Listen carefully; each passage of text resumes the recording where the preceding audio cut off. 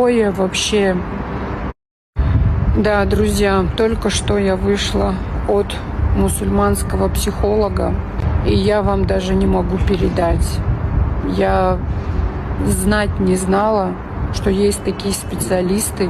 Сегодня очередной раз убеждаюсь в том, что ислам – это такая мощь, кое вообще необъятное. Просто очередное подтверждение тому, что ислам – это истина, которую люди действительно жизни не хватит его познать. Сегодня впервые это не просто психология, это не просто какие-то проработки, отработки мамы, папы и всей вот этой бредятиной. Наоборот, полный запрет того, что мы ковыряли у европейских психологов. Это такая глубина, это... Я просто вышла сейчас оттуда, и меня как будто на центрифуге промотали.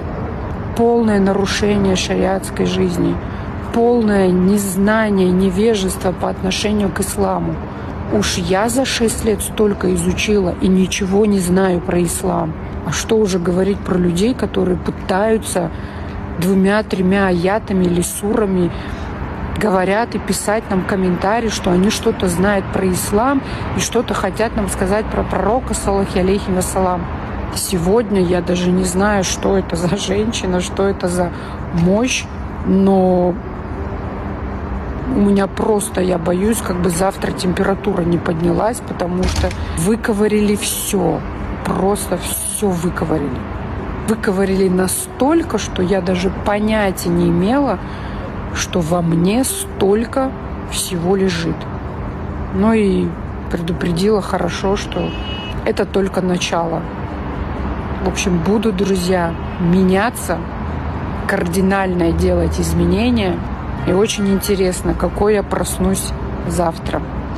Но точно теперь могу сказать, что в моей жизни только ислам.